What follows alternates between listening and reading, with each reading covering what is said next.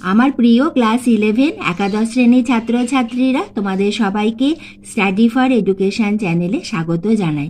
আজ আমি তোমাদের কাছে নিয়ে এসেছি তোমাদের ক্লাস 11-এর খুবই ইম্পর্টেন্ট একটি সাবজেক্ট হলো বায়োলজি, জীববিদ্যারই সেকেন্ড সেমিস্টারের সিলেবাস, নম্বর বিভাজন এবং ইম্পর্টেন্ট কোয়েশ্চেন্সগুলো নিয়ে।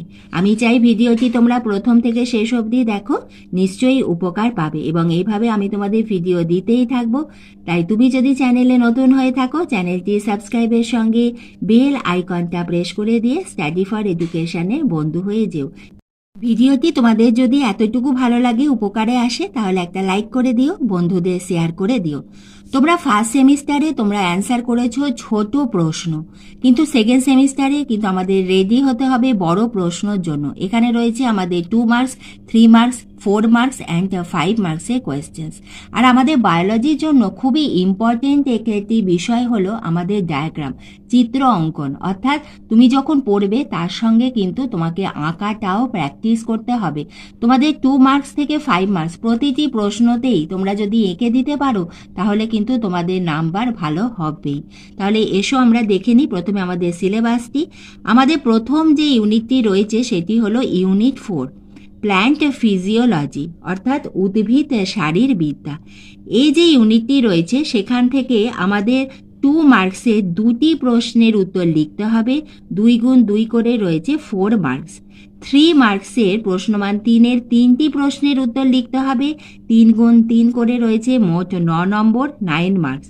এবং 4 মার্কসে তোমাদের একটি প্রশ্নের উত্তর লিখতে হবে, সেখানে 4 গুণ 1 করে রয়েছে 4 মার্কস। অর্থাৎ আমাদের ইউনিট 4 থেকে রয়েছে মোট 17 নম্বর, 17 মার্কস।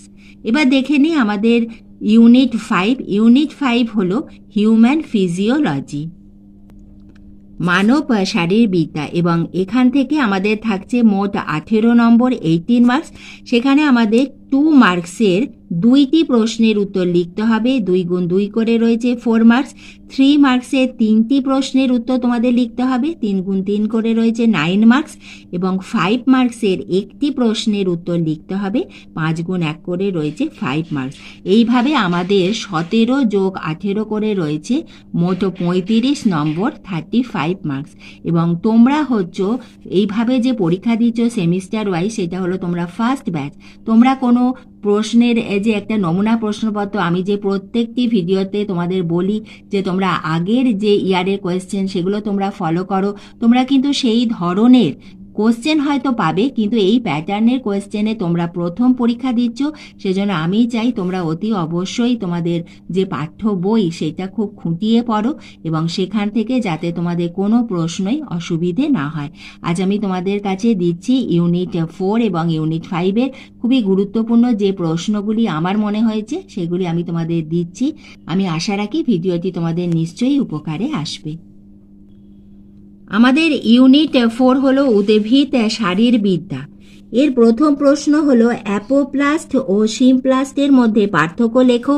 প্লাজমোলাইসিসের গুরুত্ব কী? প্লাজমোলাইসিস ও ডিপ্লাজমোলাইসিসের মধ্যে পার্থক্য লেখো। সক্রিয় ও নিষ্ক্রিয় পরিবহনের 3টি পার্থক্য লেখো। ক্লোরোসিস ও নেক্রোসিসের মধ্যে পার্থক্য লেখো। জলচাষ বলতে কি বোঝো? এনপিকে কি?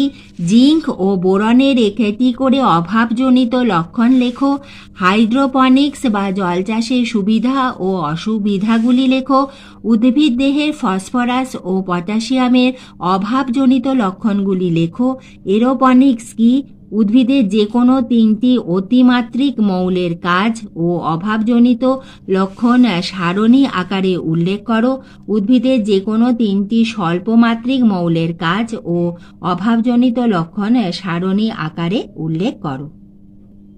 পরের প্রশ্ন, অক্সিডেটিভ ফসফোরাইলেশন কাকে বলে? ক্ষয়পূরণ বিন্দু কম্পেনসেশন পয়েন্ট কাকে বলে? সালোক সংশ্লেষ ও শ্বসন যে বিপরীতমুখী প্রক্রিয়া তাহা ব্যাখ্যা করো। এই প্রশ্নটা খুবই ইম্পর্টেন্ট। স্বভাবত শ্বসনে এটিপি উৎপাদনের হিসাব সারণীর মাধ্যমে দেখাও। সালোক সংশ্লেষে কোন রঞ্জক তন্ত্রে জলের অণুর বিশ্লেষণ ঘটে? অ্যানঅক্সিজেনিক সালোক সংশ্লেষ কি? CAM চক্র কি? শব্দচিত্রে ক্যাম চক্রের বিক্রিয়াগুলি উপস্থাপিত করো। আলোক শ্বসনের বৈশিষ্ট্যগুলি উল্লেখ করো। ইহা ক্লাস 11-এ 2016-তে এসেছিল। আলোক দশা ও আলোক নিরপেক্ষ দশার মধ্যে 3টি পার্থক্য লেখো। একটি হ্রস্বদ্বীপ বা উদ্ভিদের নাম লেখো। অক্যাসিডের রাসায়নিক নাম কি? বৃদ্ধি ও পরিস্ফুটনের মধ্যে 2টি পার্থক্য লেখো। জরায়ুজ অঙ্কুরোদ্গম কি? একটি উদাহরণ দাও। একটি বৃদ্ধিরোধী হরমোনের নাম লেখো। বীজের অঙ্কুরোদ্গমের বাহ্যিক ও অভ্যন্তরীণ শর্তগুলি লেখো। এপিজিয়াল ও হাইপোজিয়াল অঙ্কুরোদ্গমের মধ্যে পার্থক্য লেখো। উদ্ভিদের বৃদ্ধিতে আলো, জল ও হরমোনের ভূমিকা সংক্ষেপে লেখো। বাসন্তীকরণ ভার্নালাইজেশন কি? বাসন্তীকরণের স্থান ও 2টি গুরুত্ব লেখো। উদ্ভিদের বৃদ্ধিতে অক্সিন, জিব্বেরেলিন, ABA ও ইথিলিনের একটি করে ভূমিকা লেখো। এবার এসো আমাদের ইউনিট 5 হিউম্যান ফিজিওলজি অর্থাৎ মানব শারীরবিদ্যার গুরুত্বপূর্ণ প্রশ্নগুলি দেখে নিই। প্রথম প্রশ্ন, রাসায়নিক পাচন কি? অ্যাম্পুলা অফ ভার্টার কি? পৌষ্টিক নালীর কোন অংশ থেকে HCl ক্ষরিত হয়? মানুষের দন্ত সংকেত এটি লেখো। কুফার কোষ কি? কাইলোমাইক্রন ও মাইসেলি কি? পরিপাকে গ্যাস্ট্রিন ও সিক্রেটিনের ভূমিকা লেখো। পিত্তরসের 2টি কাজ লেখো। VIP ও GIP এর সম্পূর্ণ নাম লেখো। মানুষের অগ্নাশয় রসের স্বাভাবিক উপাদানগুলি লেখো। মারাসমাস কি? কার্বোহাইড্রেটের শোষণ পদ্ধতি সংক্ষেপে আলোচনা করো। বায়ু ধারকত্ব কাকে বলে? অ্যাডমস অ্যাপেল কি? কোন যৌগ রকেটে CO2 অর্থাৎ কার্বন ডাই অক্সাইড পরিবহন করে? কোন যন্ত্রের সাহায্যে মানুষের ফুসফুসীয় বায়ুর পরিমাণ নির্ণয় করা যায়? পর্বতপীড়া মাউন্টেন সিকনেস কি? অ্যালকালি রিজার্ভ কাকে বলে? অ্যাসফিক্সিয়ার সংজ্ঞা দাও।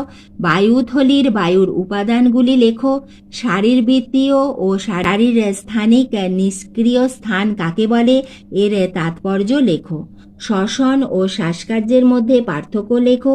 একটি চিত্রের সাহায্যে শ্বাসক্রিয়া পদ্ধতিটি বর্ণনা করো। মানবদেহে RBC এর সংখ্যা বৃদ্ধি পেলে সেই অবস্থাকে কি বলে? ব্লাড ব্যাংকে রক্ততঞ্চক রোধক হিসেবে সবচেয়ে বেশি কি ব্যবহৃত হয়? কোন পদার্থের উপস্থিতিতে রক্তবাহে রক্ত তঞ্চিত হয় না? দ্বিচক্রী সংবহন কি? ছকের সাহায্যে রক্ততঞ্চন প্রক্রিয়াটি লেখো। রক্তচাপ নিয়ন্ত্রণকারী প্রভাবগুলি সম্পর্কে আলোচনা করো। ECG কাকে বলে? এর গুরুত্ব কি? পরের প্রশ্ন, হেনলির লুপে নিম্নগামী বাহুতে কোন বস্তুটি পুনঃশোষিত হয়? মূত্রের 2টি স্বাভাবিক জৈব উপাদানের নাম লেখো। গ্লোমেরুলাসের একটি গুরুত্বপূর্ণ কাজ লেখো। মূত্র উৎপাদনে ADH এর ভূমিকা লেখো। বৃক্ক ছাড়া মানবদেহের আনুষঙ্গিক রেচনাঙ্গগুলির ভূমিকা কি? পেশি সংকোচনের জন্য কোন আয়ন জোড়া প্রয়োজন? মানবদেহের দীর্ঘতম অস্থি কি? প্রথম ও দ্বিতীয় কশেরুকার নাম কি? সার্কোমিয়ার কাকে বলে? সাইনোভিয়াল অস্থিসন্ধির চিহ্নিত চিত্রাঙ্কন করো। বিভিন্ন প্রকার সাইনোভিয়াল বা সচল অস্থিসন্ধির নাম ও অবস্থান লেখো। গেটে বাত গাউট কাকে বলে? এর পরের প্রশ্ন হলো, মস্তিষ্কের তাপমাত্রা নিয়ন্ত্রণকারী অংশটি কি? ফোভিয়া সেন্ট্রালিসের কাছে কি? অ্যাকিউডাক্ট অফ সিলভিয়াস কি? সেরিব্রাম ও সেরিবেলামের মধ্যে পার্থক্য লেখো। গুরু মস্তিষ্কের প্রধান 3টি কাজ লেখো। মস্তিষ্কের প্রধান 3টি কাজ লেখো। সাইন্যাপস কি? চিত্রসহ গঠন বর্ণনা করো। সুষুম্না কাণ্ডের কাজগুলি লেখো। প্রতিবর্ত ক্রিয়া ও প্রতিবর্ত চাপ বর্ণনা করো বা ব্যাখ্যা দাও। তোমাদের বায়োলজির জন্য আঁকা কিন্তু খুবই ইম্পর্টেন্ট। তোমরা কিন্তু অতি অবশ্যই আঁকাগুলো অভ্যাস করো। যদি তোমাদের আঁকাটা ঠিক থাকে, সেখানে যদি তোমাদের থিওরি পোর্শন যেটা লিখছো সেখানে যদি তোমাদের কোনো অসুবিধা হয় বা কিছু যদি বাদ হয়ে যায়, তাহলেও কিন্তু আঁকার জন্য তোমরা কিন্তু ওই নাম্বারটা কভার করে নিতে পারবে। ADH এর কাজ কি? অক্সিটোসিনের 2টি কাজ লেখো। অ্যাসিডন বর্ণিত রোগ কি? পিনিয়াল গ্রন্থির কাজ লেখো। ইনসুলিন ও গ্লুকাগনের বিপরীতধর্মী কাজ উল্লেখ করো। ডায়াবেটিস মেলিটাস ও ডায়াবেটিস ইনসিপিডাসের মধ্যে 3টি পার্থক্য লেখো। হরমোনকে রাসায়নিক সমন্বয়ক বলে কেন? রক্তের শর্করা কী উপায়ে নিয়ন্ত্রিত হয়? গ্যাস্ট্রিন হরমোনের একটি কাজ লেখো। সংক্ষেপে প্রোটিন জাতীয় হরমোনের ক্রিয়া পদ্ধতি বর্ণনা করো। নিম্নলিখিত রোগগুলির বৈশিষ্ট্য ও কোন গ্রন্থির অতি বা স্বল্প ক্ষরণজনিত অস্বাভাবিকতার জন্য ঘটে তাহা উল্লেখ করো। বামনত্ব, অ্যাক্রোমেগালি, ক্রেটিনিজম, অ্যাসিডন বর্ণিত রোগ এবং স্ফীত নেত্র গলগণ্ড।